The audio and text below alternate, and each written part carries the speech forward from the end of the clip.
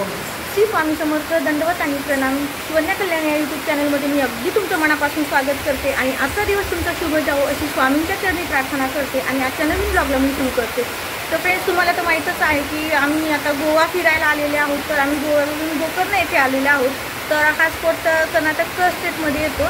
तर इथे शिवमंदिर आहे म्हणे, तर ते शिवमंदिर दर्शन घेण्यासाठी आता आम्ही निघणार आहोत। रात्री यायला इथे थोडासा खूप उशीर झालेला होता, त्यामुळे रात्री काही मी व्लॉग घेतलेला नाही।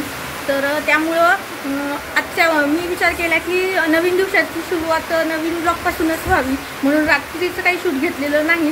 कारण रूम खूप छान होती, रात्री मला शूट घ्यायला हवं होतं, पण उशीर झाल्यामुळं थकल्यामुळं नाही घेतले। पण आता थोडीशी अस्ताव्यस्त झाली तरी पण खूप छान वाटत होतं। म्हणजे तुम्हाला रूमचा सुद्धा मला व्ह्यू दाखवायचा होता, तर मी थोडंसं तुम्हाला रूमचा व्ह्यू दाखवते आणि आम्ही आता लगेच निघणारच आहोत। बाहेर पावसानं पण हजेरी लावलेली आहे, पहा। म्हणजे शंभूचं दर्शन घ्यायला चाललो, तर वरुण देवता सुद्धा आमच्या सोबत म्हणजे उपस्थित आहे। कदाचित आम्ही केलेलं स्नान सुद्धा तिला आवडलेलं नाही, तर आम्हाला वरून स्नान घालण्याची इच्छा असावी, त्यामुळं पावसाचं पण आगमन झालेलं आहे। तर पाहू आता, म्हणजे थोड्या वेळ थांबू किंवा आता गाडी आपली असल्यामुळे काही प्रॉब्लेम नाही म्हणजे भिजण्याचा, त्यामुळं लगेच निघू। तिथे गेल्यानंतर पुढचा व्ह्यू घेणार आहे, तर व्हिडिओ स्किप न करता पहा। आणि चॅनलवरती आपल्या नवीन असाल तर चॅनलला सबस्क्राईब करायला विसरू नका। आणि गोकर्ण हे क्षेत्र जर आवडलेलं असेल तर नक्कीच लाईक पण करा आणि खूप खूप शेअर करा। तर चला मैत्रिणींनो, मी तुम्हाला पहिल्यांदा रूमचा व्ह्यू दाखवते।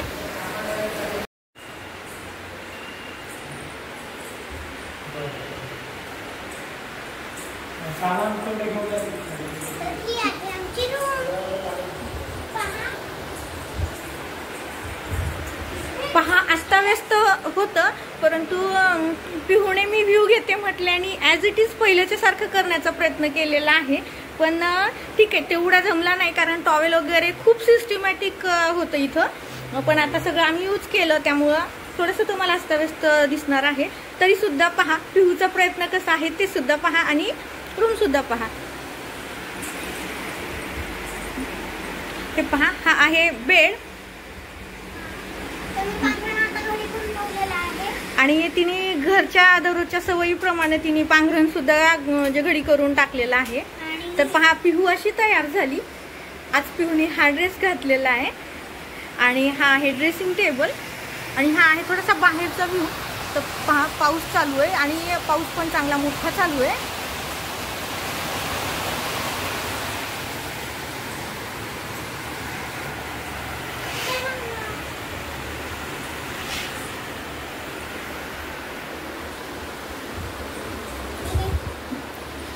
हा आहे टीव्ही आणि हे आहे कबर्ड। यात आम्ही काही ठेवलेलं नाही, कारण बॅग वरतीच होत्या, त्याच्यामुळे आम्ही काही ठेवलेलं नाही।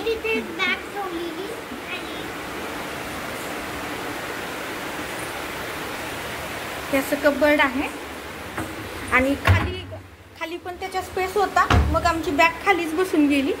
आणि कुठं रात्री आल्यानंतर आपल्याला जास्त दिवसाचा काही स्टे नव्हता, त्याच्यामुळं आम्ही वरतीच सगळं ठेवलं।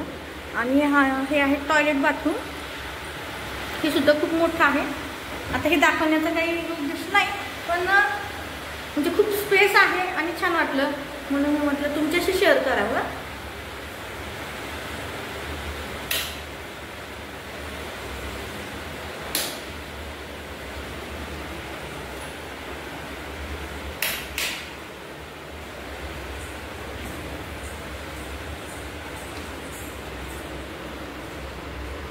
खूप मोठा स्पेस आहे। तर पहा, फायनली पिहूचं लुक। आता थोडंसं फोटो सेशन करतो, पिहूचे आणि तिच्या डॅडीचे थोडेसे फोटो घेते आणि मग आता लागलीच आम्ही निघणार आहोत पुढच्या प्रवासासाठी। तर व्हिडिओ स्किप न करता पहा।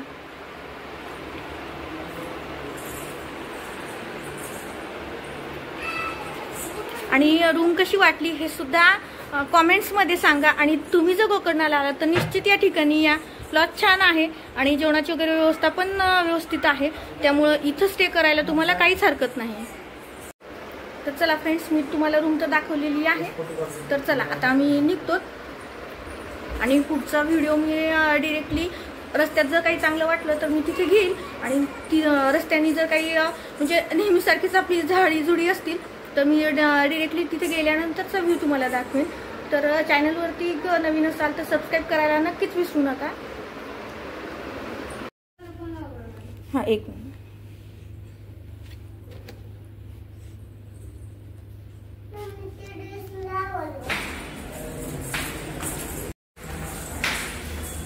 बॉटल धरते.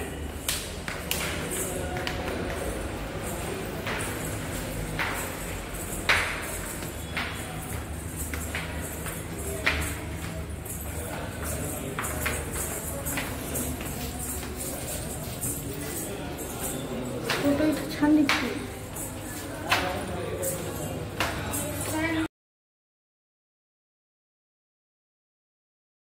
तर चला फ्रेंड्स, मी तुम्हाला रूमचा तर व्ह्यू दाखवलेलाच आहे, कारण रूम खूप छान होत्या आणि ह्यांचंच रेस्टॉरंट खाली असल्यामुळं मग आम्ही इथेच नाश्ता करून निघणार आहोत. तर कारण रात्रीचं जेवण पण आम्ही इथंच केलेलं होतं, तर जेवण खूप छान होतं, म्हणजे टेस्ट खूप छान होती जेवणाची. मग आम्ही विचार केला की रात्रीचं जेवण एवढं छान होतं तर नाश्तासुद्धा इथं छानच असेल, म्हणून मग आता पुढे जाऊन म्हणजे आम्ही शोधत बसण्यापेक्षा मग आम्ही विचार केला की इथूनच आपण नाश्ता आणि चहा वगैरे घेऊन निघावं, म्हणून आम्ही इथंच नाश्त्यासाठी थांबलो. मी तुम्हाला म्हणजे पूर्ण व्ह्यूज व्यवस्थित दाखवता आला नाही, तरी मला जेवढं शक्य आहे तेवढं मी तुम्हाला दाखवण्याचा प्रयत्न करते. तर मैत्रिणींनो, आम्ही छानपैकी नाश्त्यासाठी इडली आणि वडा मागवलेला होता आणि टेस्ट खूप छान होती आणि प्युअर व्हेज असल्यामुळं मग आम्हाला कुठलाच प्रॉब्लेम नव्हता. त्यामुळं म्हणजे रात्रीच्या जेवणावरून एक आम्ही अंदाज बांधला होता, त्या पद्धतीनंच खरंच खूप छान नाश्तासुद्धा होता. तुम्ही गोकर्ण येथे आलात तर या लॉजवरती नक्कीच तुम्ही या, कारण इथं तुमच्या जेवणाची नाश्त्याची पण व्यवस्थित सोय होईल आणि राहण्याची सुद्धा उत्तम सोय आहे. तर मग आता आम्ही तर नाश्ता करत आहोत. तर नाश्ता खूप छान वाटला, परंतु म्हणजे जनरली इडली आपल्या इडलीच्या पात्रामध्ये केलेल्या असतात, त्याचा एक विशिष्ट शेप आपण नेहमी पाहतो, परंतु या इडलीचा शेप हा बाऊलचा शेप होता, खूप छान वाटत होता. तर मी पर्टिक्युलर म्हणजे इडलीचाच व्हिडिओ किंवा एखादा फोटो घ्यायचं माझं राहून गेलं, त्यामुळं दिलगिरी व्यक्त करते, पण शेप खूप छान वाटत होता. तर चला, आमचा नाश्ता वगैरे करून झाला की चहा वगैरे घेऊन आम्ही आता दर्शनासाठी निघणार आहोत. तर आमचा पहिले पोटोबा झाला आणि नंतर विठोबा, या पद्धतीने आमचं पहिले पेटपूजा झाली आणि मग आता आम्ही दर्शनासाठी निघालेले आहोत. हे रात्रीचा थोडासा व्ह्यू घेतलेला होता, तर आता थोडासा बाहेरचा पण व्ह्यू घेतलेला आहे. आता हा जातानाचा म्हणजे आपण म्हणतो तर कुठल्या एखाद्या गावाला जो पहिल्यांदा फाटा लागतो तसं त्या पद्धतीनं पहिल्यांदा हायवेवरती ते लॉज होता आणि आता आपल्याला हायवेपासून थोडंसं मध्ये जायचं आहे गोकर्ण या गावासाठी. तर मग थोडासा व्ह्यू दाखवते, तिथली ही घरं जी आहेत ती घरंसुद्धा मी दाखवण्याचा प्रयत्न करते, म्हणजे त्यांचा स्लॅब कसा असतो किंवा जी छपराची घरं आहेत उतरत्या छपराची, ती घरं मला वेगळी जी वाटतील ती मी दाखवते. आणि गर्द हिरवी झाडी आहे, त्यामुळं खूप छान वाटत होतं. तर नक्कीच या क्षेत्राला तुम्ही भेट द्या, कारण इथली आख्यायिका खूप छान आहे. कारण इथं तर मैत्रिणींनो, इथली आख्यायिका अशी आहे की त्रेतायुगामध्ये म्हणजे रावण जसा महादेवाचा भक्त होता तसाच तो त्याच्या आईचा सुद्धा खूप भक्त होता. त्यामुळं तो म्हणजे त्याची आई दररोज शिवलिंगाचं पूजन करायची आणि त्यासाठी तिला मंदिरात जावं लागायचं आणि त्याशिवाय ती अन्न पाणीसुद्धा ग्रहण करायची नाही. मग हा दिनक्रम जो त्याच्या आईचा चालायचा तो रावण दररोज पाहायचा आणि मग एके दिवशी त्याने विचार केला की आपल्या आईला दररोज शिवलिंग म्हणजे बनवण्यासाठी बाहेर जावं लागतंय, बाहेर जाऊन शिवलिंग बनवून ती त्याची पूजा करतीये, तर मग तिचा तो त्रास कमी करण्यासाठी आपल्याला काय करता येईल, म्हणून त्याने म्हणजे प्रत्यक्ष शंभूलाच त्याच्या घरी आणण्यासाठी शंभूचं पूजा करायला सुरुवात केली. बरेच वर्ष तपश्चर्या केली आणि मग खूप कडक तपश्चर्यानंतर शंभू रावणावरती प्रसन्न झाले आणि शंभूंनी त्यांना वर तुला कुठला वर द्यायचा हे विचारलं. तर त्यावेळेस रावणाने शंभूला असं सांगितलं की मला म्हणजे कैलासावरून मला कैलासच माझ्या घरी न्यायचं आहे, की जेणेकरून तुम्ही तिथंच राहाल आणि माझ्या आईला तुमचं पूजन करायला म्हणजे सोयीस्कर होईल. त्यामुळे मला तुम्हाला इथून घेऊन जायचं आहे. तर तेव्हा शंभूंनी सांगितलं की मी कैलास पर्वत इथून हलवू शकत नाही किंवा मी माझं हे स्थान इथून हलवू शकत नाही. तर मी एक तुझ्या भक्तीवरती प्रसन्न होऊन मी माझं आत्मलिंग तुला देऊ शकतो, पण मी स्वतः त्या ठिकाणी म्हणजे कैलासासहित मी त्या ठिकाणी नाही येऊ शकणार. आणि माझं आत्मलिंग म्हणजे माझं स्वरूपच आहे. तर मी नित्य तिथे वास करील आणि मी म्हणजे तुझ्यामुळे मी तिथे आल्यामुळं तुला अमरत्व प्राप्त होईल असा शंभूंनी वर दिला. आणि एक आत्मलिंग रावणाच्या हातात दिलं. आणि मग ही गोष्ट थोड्याच वेळात सगळ्या देवतेला समजली आणि मग सगळ्या देवता शंभूवरती नाराज झाल्या. कारण मागचा पुढचा कुठलाही विचार न करता शंभूंनी त्याच्या भक्तीवरती, कारण आपला शंभू तर भोळा आहेच, त्याच्यामुळं म्हणजे देवभावाचा भुकेला म्हणतात त्या पद्धतीनं शंभू तर भक्तांचाच वेडा आहे. तर लगेच म्हणजे त्यांनी वर देऊन टाकला. त्यामुळं मग सगळे चिंतित झाले. तर मग आता म्हणजे रावणासारख्या एका राक्षसी कुळातील व्यक्तीला जर आत्मलिंग मिळालं तर त्याला अमरत्व प्राप्त झालं तर तो सगळीकडे हाहाकार माजवेल आणि सगळं धर्माचा किंवा सगळ्या गोष्टींचा म्हणजे चांगल्या गोष्टींचा सगळा नाश करून तिथे खूप हाहाकार माजवेल अशी भीती. आणि लगेच तो अमरत्व त्याला प्राप्त झाल्यामुळं स्वर्गावर विजय मिळवायला त्याला सहज सोपं होईल या भीतीपोटी मग सगळ्या देवता शंभूकडे गेल्या. आणि शंभूला याच्यावरती काय उपाय आहे की जेणेकरून ते आत्मलिंग त्याच्या घरापर्यंत पोहोचणार नाही यासाठी काय करायचं सगळे विचार करायला लागले. आणि मग एक युक्ती योजली सगळ्यांनी मिळून आणि श्री गणेशांना हे कार्य पार करण्यासाठी सांगितलं. कारण श्री गणेश तर विघ्नहर्ता आहेतच, मग हे देवतेवरती आलेलं एक मोठं विघ्नच होतं. त्यामुळं मग श्री गणेशांनी बाल रूपामध्ये ब्राह्मणांच्या एका बालकामध्ये म्हणजे रावणाच्या पाठोपाठ त्यांच्या गेले आणि म्हणजे रावणाची भेट होईल या पद्धतीनं ते त्यांच्या समोर दत्त म्हणून उभे राहिले. तर तेव्हा एवढ्या जंगलामध्ये एक ब्राह्मण वेशातला मुलगा पाहून रावण सुद्धा एक ब्राह्मणच असल्यामुळं त्याला विचारलं की तू एवढा लहान आहेस आणि एवढ्या मोठ्या जंगलामध्ये तू एकटा काय करतोस. तर त्यांनी छानपैकी उत्तर दिलं की मी एक ब्राह्मण कुळातला एक म्हणजे एक छोटा मुलगा जरी असलो तरी सुद्धा मी इथं तपश्चर्येसाठी किंवा मी इथं शंभूच्या भक्तीसाठी मी इथं आलेला आहे की जेणेकरून मला कुणाचाही त्रास होणार नाही आणि एकांतामध्ये मला भक्ती करता येईल. तर रावण तर महादेवाचा वेडाच होता, कारण महादेवाचा खूप मोठा रावण भक्त होता. जरी तो राक्षसी कुळातला असला तरी सुद्धा तो महादेवाचा खूप मोठा भक्त होता आणि आपल्या इष्टदेवतेचा भक्त म्हणजे आपला सखा असं समजून तो त्या बालकाशी बोलायला लागला. तर मग लगेच श्री गणेशांना तर आत्मलिंग घ्यायचं होतं, तर मग असं लगेच घेता येणार नाही म्हणून त्यांनी एक युक्ती केली आणि त्यांनी सांगितलं की तुमच्या तर संध्यावंदनाचा, तुम्ही तर ब्राह्मण आहात आणि तुमची संध्यावंदनाचा काळ सुरू झालेला आहे आणि मग आता तुम्ही स्नान कुठं करणार, पूजा कधी करणार, तुमचा हा विधी तर तुम्हाला म्हणजे सोडता येणार नाही, तुमचा जो नित्य नियम आहे तो तुम्हाला करावाच लागेल. तर तुम्ही आता कसं करणार. तर मग रावण विचारात पडला आणि विचारात पडल्यानंतर मग त्यांनी सांगितलं की हे जे आत्मलिंग आहे ते खाली ठेवू नकोस, कारण ज्यावेळेस शंभूंनी त्यांना आत्मलिंग दिलेलं होतं त्यावेळेस शंभूंनी सुद्धा सांगितलं होतं तू जिथे याला जमिनीला स्पर्श करशील त्या ठिकाणीच हे आत्मलिंग स्थिर होईल, त्यामुळं तू घरी जाईपर्यंत हे आत्मलिंग कुठेही ठेवू नकोस. ही गोष्ट रावणाच्या लक्षात आली आणि मग रावणाने त्या बालकाला सांगितलं की मी संध्या स्नान करून संध्या पूजन करून येतो, तोपर्यंत हे शंभूचं आत्मलिंग तू हातामध्ये घेऊन बस. तर मग श्री गणेश म्हटले की मी तर एवढं लहान बाळ आहे आणि मला हे आत्मलिंग उचलेल का, पेलेल का, याच्या वजन मला पेलू शकतं का, हे तर शंभूचं आत्मलिंग आहे आणि मी कसं वजन पेलू शकणार. तेव्हा रावणाने त्याला समजावून सांगितलं की तू थोड्या वेळेस, मी खूप लवकर माझा सगळा विधी आटोपून येईल पण मला हे खाली ठेवता येणार नाही, त्यामुळे हे तू सांभाळ. तर मग ही विनंती केल्यानंतर मग श्री गणेशांना तयार झाले आणि मग त्यांनी ते आत्मलिंग रावणाकडून आपल्याकडे घेतलं आणि मग आपल्याकडे घेऊन एक अट रावणाला टाकली की जोपर्यंत मला ह्या वजन पेलवेल तोपर्यंत मी हे घेऊन थांबेन, परंतु ज्यावेळेस मला वजन पेलवणार नाही त्यावेळेस मी तुम्हाला 3 आवाज देईल आणि 3 आवाजामध्ये जर तुम्ही नाही आलात तर त्यावेळेस मात्र मी हे शंभूचं आत्मलिंग खाली ठेवेन. तर मग रावणाला वाटलं की तोपर्यंत म्हणजे एवढ्या काळामध्ये माझा विधी पूर्ण आटोपून होईल म्हणून त्यांनी होकार दिला आणि बाजूलाच म्हणजे आत्तासुद्धा गोकर्णच्या बाजूलाच मंदिराच्या जवळच बीच आहे, तर तिथे समुद्रावरती ते स्नान करण्यासाठी गेले आणि स्नान करून पूजन करून येण्यासाठी जेव्हा गेले तेव्हा बाल गणेशांनी 3 वेळेस आवाज दिला रावणाला, परंतु तो आवाज त्यांना ऐकायला नाही आला की त्यांनी लगेच ते शिवलिंग खाली जमिनीवर ठेवलं की ते जमीन तिथं स्थिर झालं, कारण असं शंभूंनी सांगितलेलंच होतं. त्यामुळं आज जे लिंग आहे ते शंभूचं स्वतः दिलेलं आत्मलिंग आहे. त्यामुळे ह्या स्थानाची महिमा थोडीशी वेगळीच आहे. म्हणजे खरंच शंभू इथं वसतात, शंभू इथल्या कणाकणामध्ये राहतात. जिथं शंभू राहतात म्हणजे सगळीकडे शंभूचं अस्तित्व म्हणजे आपण स्वीकारायला हवं.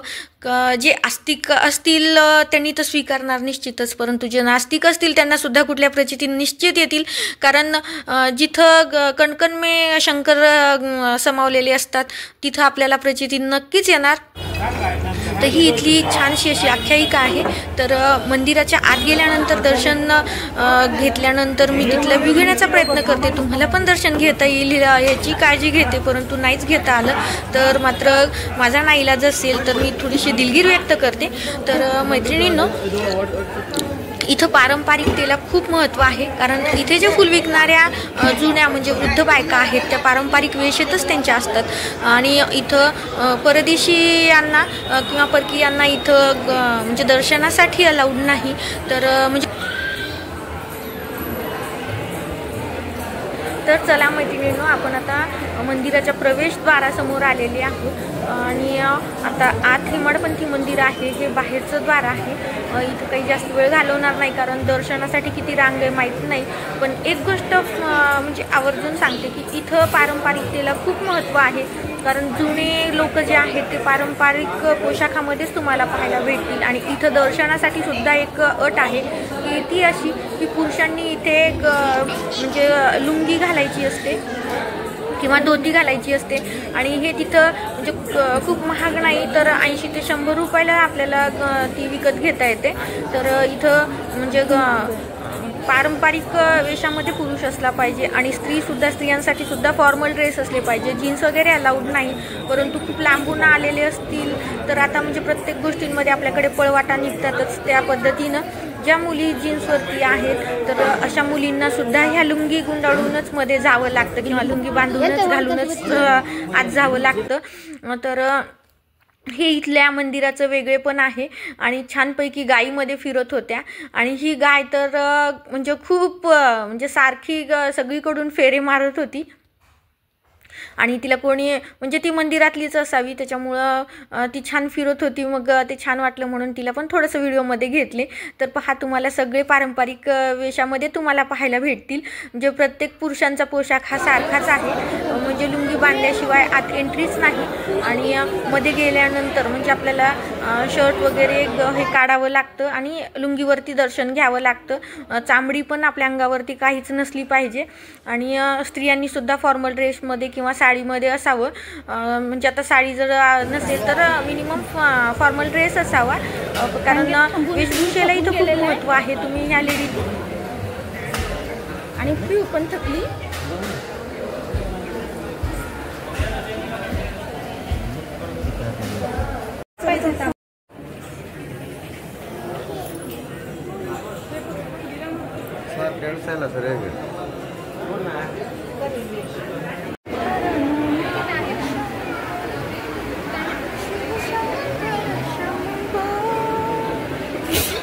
अरे बापरे, आपलं महालक्ष्मी सारखंच आहे की मध्ये 2-2, 3-3 दिवस. शंकर शिवशंकर शंभो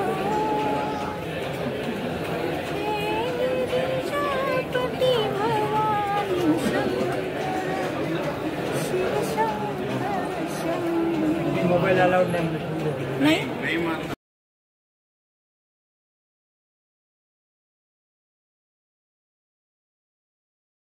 तर मैत्रिणींनो, आता आमचं दर्शन झालं. तर दर्शन मी तुम्हाला म्हणजे छोटासा एक साईडला फोटो लावून देते तिथं आत्मलिंग कसं आहे ते. तर लिंगाच्या ठिकाणी खोल जागा आहे, तर तिथे आपल्याला म्हणजे एका ग्लासाच्या शेपमध्ये जागा आहे आणि त्यात आपल्याला हात घालून दर्शन घ्यायचं आहे. तर ते आम्ही घेतलं, पण मी खरंच दिलगिरी व्यक्त करते की तुम्हाला माझी शंभू कशी आहेत हे दाखवता नाही आलं. तर हे बाहेर छोटी छोटी मंदिरं आहेत. तर सोमेश्वर मंदिर म्हणून होतं, तर हे बाहेरून जी मंदिर आहेत तिथं व्हिडिओ मला घेता आला, त्यामुळं मी त्याचं दर्शन तुम्हाला म्हणजे घेता येईल ह्याची काळजी घेतली. हे वीरभद्र देवाचं मंदिर आहे. मग हे बाहेरचे दर्शन घेत घेत मी व्हिडिओ बनवलेला आहे. तर आता आई पार्वतीचं सुद्धा मंदिर आहे, तर आता मी तुम्हाला तिथं पार्वती आईचं दर्शन देते. जर तिथं अलाउड असेल तर निश्चित मी तिथं व्हिडिओ घेते, कारण बाहेरच्या मंदिराला एवढं कुणी काही बोलत नव्हतं, परंतु आत सक्त मनाई होती. म्हणजे खूप मोबाईल काढला तरी रागवत होते, त्यामुळं मला आत नाही घेता आलं. त्यामुळं मनस्वी तुमची मी माफी मागते, कारण म्हणजे माझी इच्छा होती की तुम्हाला पण दर्शन मिळावं, परंतु मी ते दर्शन तुम्हाला देऊ शकले नाही किंवा तुम्हाला दर्शनाचा लाभ घेता आला नाही. पण हे आई पार्वती मातेचं मंदिर आहे, तर इथं तुम्ही निश्चित दर्शन घेऊ शकता. तर इथं मी त्यांना पहिले विचारलं आणि विचारल्याने त्यांनी मला परमिशन दिली, त्यामुळे मग मी नंतर व्हिडिओ शूट घेतला. तर पहा आईचं ते सुंदर ते रूप पहा आणि दर्शनाचा खरंच लाभ घ्या. ओम ऐं ह्रीं क्लीं चामुंडाय विच्चे, ओम ऐं ह्रीं क्लीं चामुंडाय विच्चे, ओम ऐं ह्रीं क्लीं चामुंडाय विच्चे, ओम ऐं ह्रीं क्लीं चामुंडाय विच्चे, ओम ऐं ह्रीं क्लीं चामुंडाय विच्चे, ओम ऐं ह्रीं क्लीं चामुंडाय विच्चे, ओम ऐं ह्रीं. तर मैत्रिणींनो, आईचं दर्शन झालं आणि आईचं दर्शन झाल्यानंतर मग आता आम्ही समोर म्हणजे फ्रंटच्या एंट्रीला जात होतो. तर तेव्हा छान आईची 9 रूपं इथं फोटो फ्रेममध्ये नावासहित होती. खूप छान वाटलं, कारण प्रत्येक फोटोच्या खाली आईची नावं पण होती आणि म्हणजे खूप छान हा चार्ट पण बनवलेला आहे.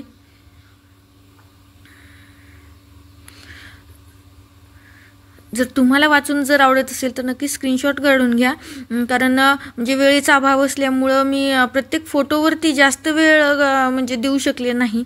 फक्त म्हणजे रनिंगमध्ये चालत चालत मी हा व्हिडिओ शूट घेतलेला आहे. आता पुढं काय आहे ते निश्चित व्हिडिओ स्किप न करता पहा. आता दर्शन तर आपलं झालेलं आहे. मेन माझं गोवा टूर जो ठरला होता त्यामध्ये माझ्यासाठी हे खूप महत्त्वाचं होतं आणि ते मला खूप छान पद्धतीने समाधानरित्या माझं दर्शन झालं. त्यामुळं खूप छान वाटतंय की शंभूच्या आत्मलिंगाला स्पर्श केल्यानंतर जी शांतता मनात आली, मनात आली म्हणण्यापेक्षा मनाला लाभली, ती खूप महत्त्वाची आहे. तर तुम्हालाही शक्य झालं तर कर्नाटकातील गोकर्ण या क्षेत्राला निश्चित भेट द्या. काय बनवायली तू? वा, व्हेरी गुड. तू काय बनवायली?